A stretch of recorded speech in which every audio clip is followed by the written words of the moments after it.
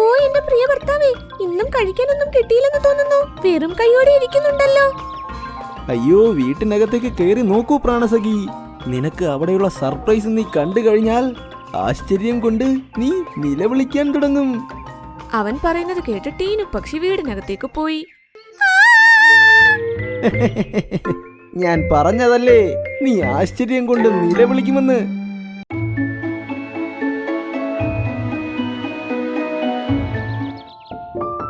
ബ്ലൂലാൻഡ് കാട്ടിൽ മോണ്ടു കുരങ്ങൻ, ആന, പിന്നെ ചിങ്കിപ്പക്ഷിയും എല്ലാവരെയും ബുദ്ധിമുട്ടിലാക്കിയിരുന്നു. ഇവർ മൂന്നുപേരും വളരെ വികൃതിയും അഹങ്കാരികളുമായിരുന്നു. ഒരിക്കൽ മോണ്ടു കുരങ്ങൻ പിന്നെ ആന കുളത്തിന്റെ കരയിലിരുന്ന് അവർ സംസാരിക്കുകയായിരുന്നു. അപ്പോൾ ചിങ്കിപ്പക്ഷി അവിടേക്ക് വന്നു. അയ്യോ, രണ്ടുപേരും ഇവിടെ എന്താ ചെയ്യുന്നത്? വേഗം എന്റെ കൂടെ നിങ്ങൾ വരൂ. കുറുക്കനും മുയലും ഇപ്പോൾ ഒരുപാട് ഭക്ഷണവും കൊണ്ട് അവരുടെ ഗുഹയ്ക്ക് നേരെ പോകുന്നത് കണ്ടു. ആ വരൂ, പോകാം. വേഗം പോയി അവരെ നമുക്ക് ഉപദ്രവിക്കാം. ആ സമയം കാടിന്റെ മറുവശത്തായി ദേവത കറങ്ങുന്നുണ്ടായിരുന്നു. അപ്പോൾ തറയിൽ അവർ ഒരു പൂന്തോട്ടം കണ്ടു. അവർ താഴേക്കും വന്നു. ഇവിടെ ഇരുന്ന് കുറച്ചുനേരം വിശ്രമിക്കാം, അതിനുശേഷം മുമ്പോട്ടു പോകാം. അവർ സൈഡിൽ മാന്ത്രിക വടി വെച്ചു. പിന്നെ വിശ്രമിക്കാൻ തുടങ്ങി. കുറച്ചു കഴിഞ്ഞപ്പോൾ അവർ മൂന്നുപേരും അതേ പൂന്തോട്ടത്തിലേക്ക് നടന്നു വന്നു. അതൊന്നും നോക്കൂ. അവർ അപ്പോൾ ദേവത കിടന്നുറങ്ങുന്നത് കണ്ടു. അവരുടെ വടി അടുത്ത് കിടക്കുന്നതും കണ്ടു. എടാ നോക്ക്, ഇനി കണ്ടോ ഞാൻ കളിക്കാൻ പോകുന്ന കളികൾ? അത് നോക്ക്, ദേവതയുടെ മാന്ത്രിക വടി അവിടെ വെച്ചിരിക്കുന്നു. അവർ അതുപയോഗിച്ച ഈ മാന്ത്രികമൊക്കെ ചെയ്യുന്നത്. നീ എന്നാൽ ആ വടി ഇപ്പോൾ തന്നെ എടുത്തേക്ക്. ഇതാണ് ശരിയായ അവസരം. കുരങ്ങൻ വടി പൊക്കിയെടുത്തു. പിന്നെ മൂന്നുപേരും അവിടെ നിന്നും ഓടി. അപ്പോൾ മിങ്കുപക്ഷി തന്റെ ചുണ്ടിൽ ഒരു ആപ്പിളും എടുത്തുകൊണ്ട് തന്റെ വീട്ടിലേക്ക് വന്നു. ഇന്ന് ടീനുവിന് നല്ലൊരു സർപ്രൈസ് തന്നെയാകും. അവൻ ആപ്പിൾ വീടിനകത്ത് വെച്ചു. പിന്നെ പുറത്തു വന്നിരുന്നു. കുറച്ചു സമയം കഴിഞ്ഞപ്പോൾ ടീനു അവിടേക്ക് വന്നു. ഓ എന്റെ പ്രിയ ഭർത്താവേ, ഇന്നും കഴിക്കാനൊന്നും കിട്ടിയില്ലെന്ന് തോന്നുന്നു. വെറും കൈയോടെ ഇരിക്കുന്നുണ്ടല്ലോ.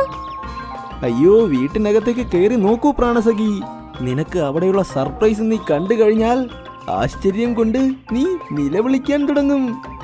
അവൻ പറയുന്നത് കേട്ട് ടീനു പക്ഷി വീടിനകത്തേക്ക് പോയി.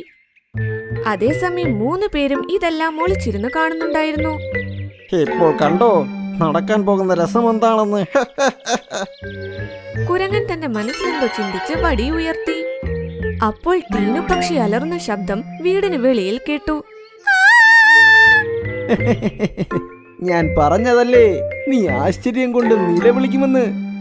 അപ്പോൾ ടീനു പക്ഷി അലറിക്കൊണ്ട് പുറത്തേക്ക് വന്നു. പുറകെ കാലുക്കാക്കയും പുറത്തേക്ക് വന്നു. നീ ഇന്നെന്റെ കയ്യിൽ അകപ്പെട്ടു. വാ, ഞാൻ നിന്നെ എന്റെ ഒപ്പം കൊണ്ടുപോകാം.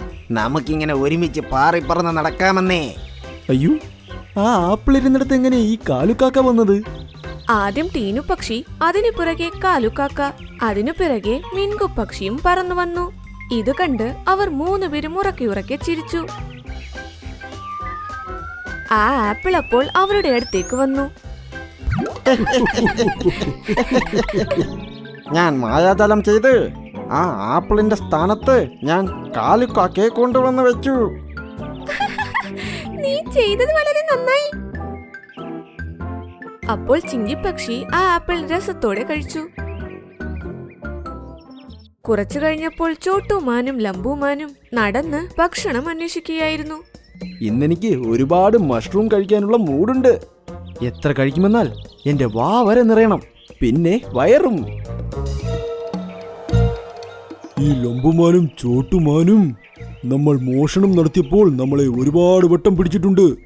ഇന്ന് നമുക്ക് ഇവരോട് പ്രതികാരം ചെയ്യാം. ഇങ്ങനെ പറഞ്ഞു മൂന്നുപേരും മുൻപോട്ടു പോയി. ലംബുമാനും ചോട്ടുമാനും സംസാരിച്ചുകൊണ്ട് മുൻപോട്ട് നടക്കുന്നുണ്ടായിരുന്നു. അപ്പോൾ അവർ വലിയൊരു പാടം കണ്ടു. അവിടെ ഒരുപാട് മഷ്റൂം നിൽപ്പുണ്ടായിരുന്നു. എന്റെ ദൈവമേ, ഇത്രയും മഷ്റൂമോ? എന്റെ സ്വപ്നം അങ്ങനെ നിറവേറി. അവർ രണ്ടുപേരും ഓടി പാടത്തേക്കിറങ്ങി. അവർ ഒരു വട്ടം തന്നെ ഒരുപാട് മഷ്റൂം എടുത്ത് വായിൽ വെച്ചു. ഇത്രയും മഷ്റൂമോ? രണ്ടുപേരും മഷ്റൂം കഴിക്കുന്നുണ്ടായിരുന്നു. അപ്പോൾ അവരിടയ്ക്ക് എരിവുള്ള മുളക് കടിച്ചു. എന്റെ ദൈവമേ, ഇത്രയും മുളകോ? രണ്ടുപേരുടെ കണ്ണിൽ നിന്നും വെള്ളം ഒഴുകി. പിന്നെ അവരുടെ വായിൽ നിന്നും ഒഴുകാനും തുടങ്ങി. അപ്പോൾ അവർ കണ്ടു, അവർ മഷ്റൂമായി കണ്ടിരുന്നതൊക്കെ ശരിക്കും ഒരു മുളകുപാടമായിരുന്നു. അവർ എന്തൊക്കെ കഴിച്ചോ അതെല്ലാം മുളകുമായിരുന്നു. അയ്യോ, ഇവിടെ മുഴുവനും പച്ചമുളകാണല്ലോ. രണ്ടുപേരുടെയും അവസ്ഥ വളരെ മോശമായിരുന്നു. അപ്പോൾ 3 പേരും അവരുടെ അടുത്തേക്ക് വന്നു. നിങ്ങൾ രണ്ടുപേരും ഞങ്ങളെ ഒരുപാട് ബുദ്ധിമുട്ടിച്ചിട്ടില്ലേ? അതിന് ഞങ്ങൾ നിങ്ങളോട് പ്രതികാരം ചെയ്തു. പറയൂ, ഇനിയും നിങ്ങൾക്ക് മഷ്റൂം കഴിക്കണോ? അയ്യോ, ഇപ്പോൾ ഞങ്ങൾക്ക് നന്നായി എരിവെടുക്കുന്നു. നിങ്ങളെ ഞങ്ങൾ പിന്നെ കണ്ടോളാം. ഇങ്ങനെ പറഞ്ഞ 2 സഹോദരങ്ങളും കുളത്തിന് നേരെ ഓടി. മറുവശത്ത് ദേവതയും ഉറക്കമെഴുന്നേറ്റു. തന്റെ മാന്ത്രിക വടി മാഞ്ഞത് കണ്ട് അവർ വിഷമിച്ചു. അയ്യോ, എന്താ എന്റെ വടി എവിടെ പോയി? ഏതെങ്കിലും ദുഷ്ടന്മാരുടെ കയ്യിൽ കിട്ടിയാൽ അത് നന്നായിരിക്കില്ല. ഇങ്ങനെ പറഞ്ഞ് അവർ കാറ്റിൽ പറന്ന് അന്വേഷിക്കാൻ തുടങ്ങി. ഏതെങ്കിലും മൃഗങ്ങൾക്ക് എന്റെ മാന്ത്രിക വടി കിട്ടിയെങ്കിൽ പ്ലീസ് എനിക്കത് തിരിച്ചു തരൂ. ഇങ്ങനെ പറഞ്ഞുകൊണ്ട് അവർ മുൻപിലേക്ക് പോയിക്കൊണ്ടിരുന്നു. അവർ ഒരുപാട് മൃഗങ്ങളോട് ചോദിച്ചു. എന്നാൽ ആർക്കും വടിയെക്കുറിച്ച് ഒന്നും അറിയില്ലായിരുന്നു.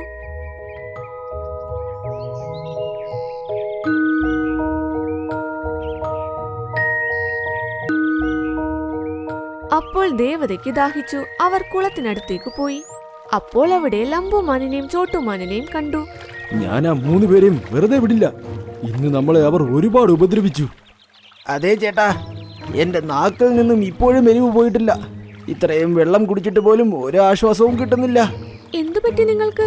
ഇങ്ങനെ എന്തിനാ കിതയ്ക്കുന്നത്? എന്തു പറയാനാ മാലാഖേ, ഞങ്ങൾ മഷ്റൂം അന്വേഷിച്ച് ഇറങ്ങിയതാണ്. അറിയില്ല, കുരങ്ങനും ആനയും ചിങ്കിപ്പക്ഷിയും ആ മഷ്റൂമിന്റെ പാടം എങ്ങനെ മുളക് പാടമാക്കിയെന്ന്.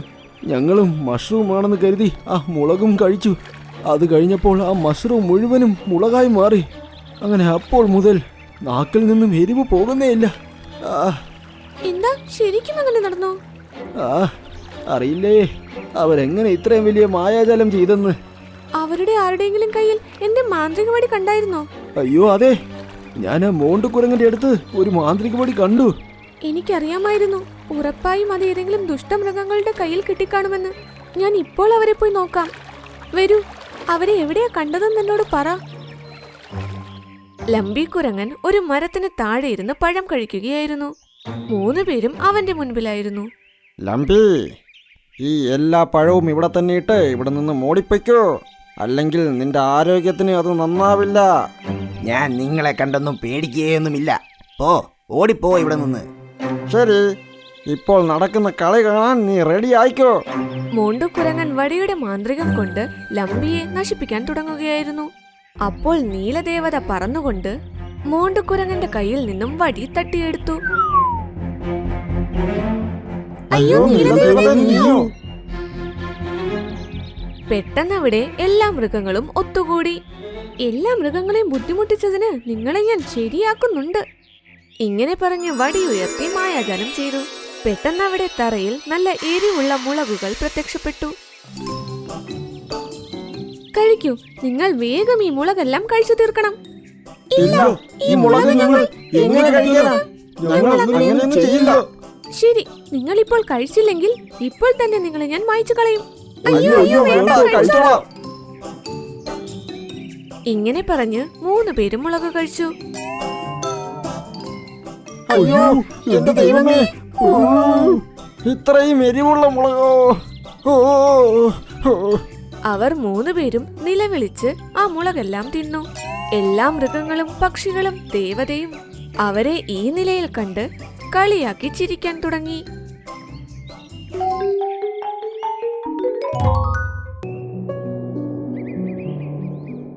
പിങ്ക് ഫോറസ്റ്റ് എന്ന കാട്ടിൽ തണുപ്പുകാലം തുടങ്ങിയിരുന്നു. നല്ല കാലാവസ്ഥയോടൊപ്പം എല്ലായിടത്തും മഞ്ഞു പൊഴിയാനും തുടങ്ങിയിരുന്നു. വൈകുന്നേരം എല്ലാവരും ഈ മഞ്ഞിൽ കളിക്കുമായിരുന്നു. പിന്നെ അവരവരുടെ വീട്ടിൽ പോയി ഉറങ്ങുകയും ചെയ്യും. എന്നാൽ അടുത്ത ദിവസം രാവിലെ ടീനു പക്ഷി ഉറക്കമെഴുന്നേറ്റു. അപ്പോൾ അത് ഒരു അത്ഭുതം കണ്ടു. അയ്യോ, എന്റെ മരം ഒരു രാത്രി കൊണ്ട് ഇത്രയും എങ്ങനെയാ പൊഴിയുന്നത്? ഈ ഇലകൾ തന്നെ ഇങ്ങനെ പൊഴിയാൻ തുടങ്ങിയാൽ ഈ മരവും ഇങ്ങനെ വീഴുമല്ലോ.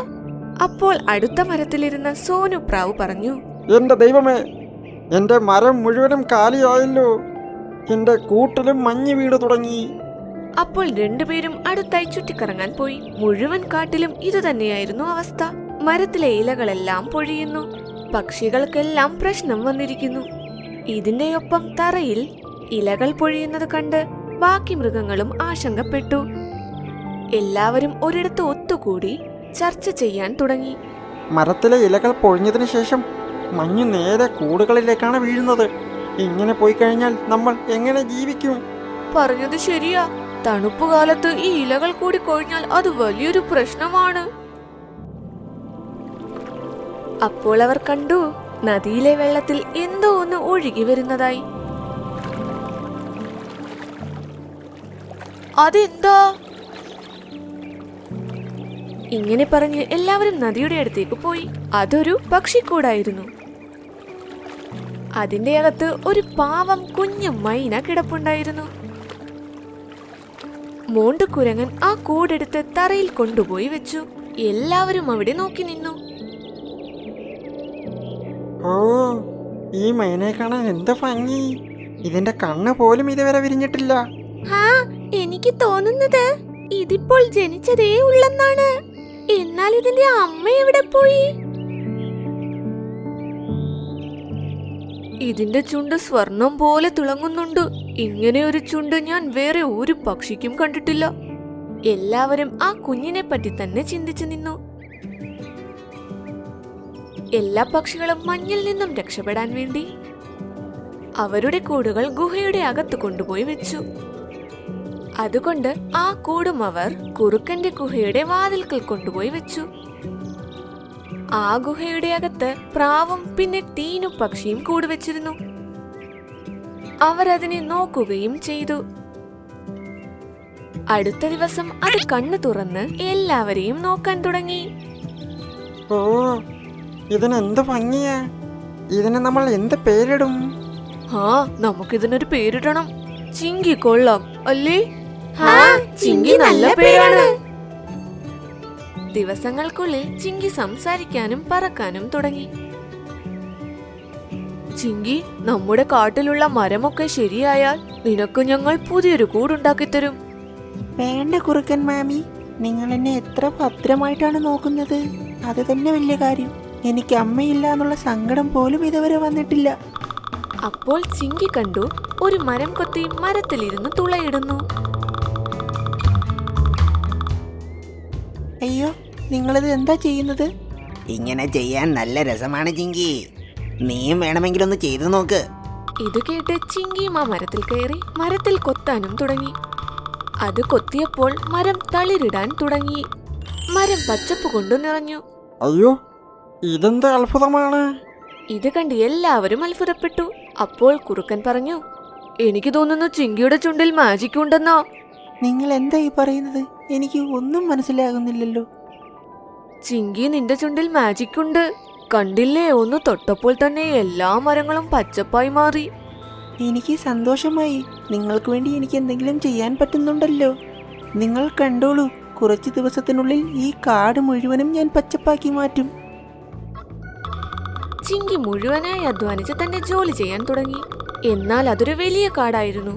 അവൻ പതുക്കെ പതുക്കെ ഓരോ മരത്തിന്റെ അടുത്തും പോയി അത് പച്ചപ്പാക്കി മാറ്റാൻ തുടങ്ങി.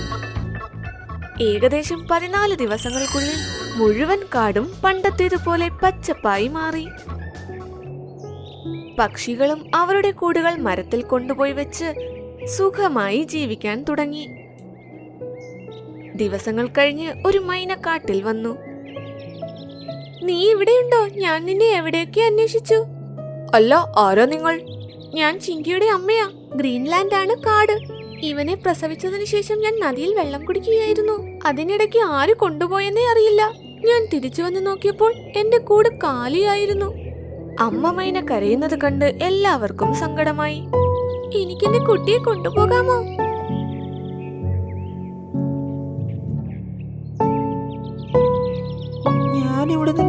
സാധ്യമല്ല. ചിങ്കിമോനെ, ഇത് നിന്റെ അമ്മയാണ്. നീ പേടിക്കണ്ട, ഞങ്ങൾ ഇടയ്ക്കിടയ്ക്ക് നിന്നെ കാണാനായി അങ്ങോട്ട് വന്നേക്കാം. എന്നാൽ നീ ഇന്ന് നിന്റെ അമ്മയോടൊപ്പം പോയേ പറ്റൂ. ഇത് കേട്ട് ചിങ്കി മിണ്ടാതെ നിന്നു. പിന്നെ എല്ലാവരോടും യാത്ര പറഞ്ഞ് തന്റെ അമ്മയോടൊപ്പം പറന്നു. എല്ലാ മൃഗങ്ങളും ചിങ്കിയെ കുറിച്ച് തന്നെ പറഞ്ഞുകൊണ്ടിരുന്നു. അപ്പോൾ കുറുക്കൻ പരിഭ്രമത്തോടെ പറഞ്ഞു, നമ്മളെല്ലാവരും വലിയൊരു തെറ്റ് ചെയ്തു. എന്തു പറ്റി? നമ്മൾ എന്ത് തെറ്റാ ചെയ്തത്? മൈന പറഞ്ഞത് ചിങ്കിയെ കൂട്ടിൽ നിന്നും ആരോ എടുത്തുകൊണ്ടുപോയെന്നാ. എന്നാൽ ചിങ്കിയെ കിട്ടിയത് കൂടോടെയല്ലേ. പിന്നെ അതെങ്ങനെ സത്യമായി മാറും?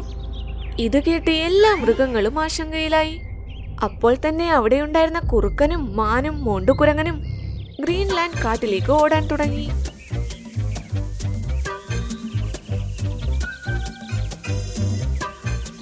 വഴിയിൽ വെച്ച് ചിങ്കിയെയും മൈനയെയും കണ്ടു. അവർ അവരെ തടഞ്ഞു. നിൽക്കൂ. അയ്യോ, നിങ്ങൾ ഞങ്ങളുടെ പുറകെ എന്തിനാണ് വരുന്നത്? ഞങ്ങൾക്ക് മനസ്സിലായി നീ ചിങ്കിയുടെ അമ്മയല്ലെന്ന്. ഇപ്പോൾ സത്യം പറ, നീ ആരാണ്? നീ ചിങ്കിയെ എങ്ങോട്ടാണ് കൊണ്ടുപോകുന്നത്? ഞങ്ങളുടെ ഗ്രീൻലാൻഡ് കാട്ടിൽ കുറെ വർഷമായി ഒരു പരുന്ത് താമസിക്കുന്നുണ്ട്. അവനാണ് ഞങ്ങളെ ഭരിക്കുന്നത്. ഞങ്ങൾക്ക് അവനെ അനുസരിച്ചേ പറ്റൂ. ഞങ്ങളുടെ കാട്ടിൽ വയസ്സായ ഒരു മൂങ്ങ മുത്തശ്ശനുമുണ്ട്.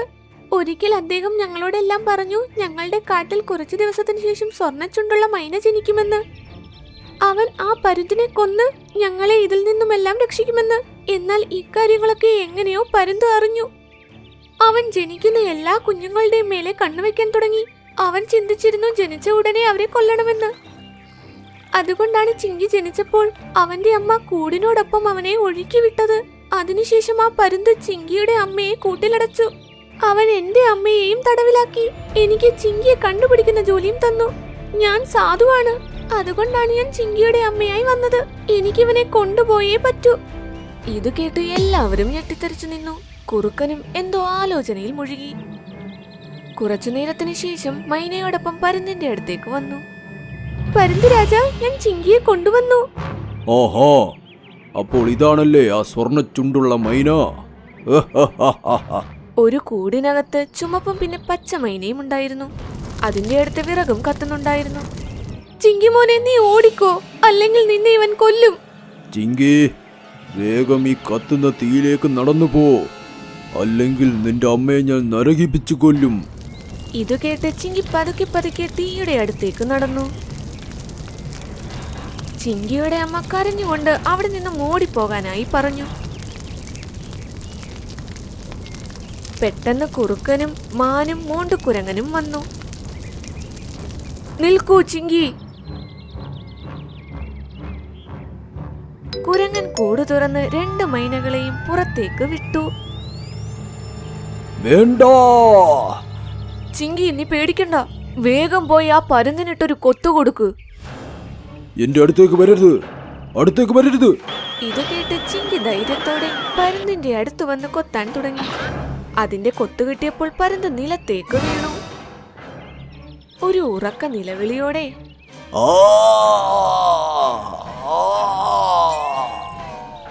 അതിന്റെ ശ്വാസവും നിലച്ചു. ചിങ്കിമോനെ! ചിങ്കിയുടെ അമ്മ അവനെ കെട്ടിപ്പിടിച്ച് കരയാനും തുടങ്ങി. അതിനുശേഷം ചിങ്കിയും ചിങ്കിയുടെ അമ്മയും എല്ലാവരുടെയും കൂടെ കാട്ടിലേക്ക് തിരിച്ചെത്തി. പിന്നെ സമാധാനത്തോടെ ജീവിച്ചു.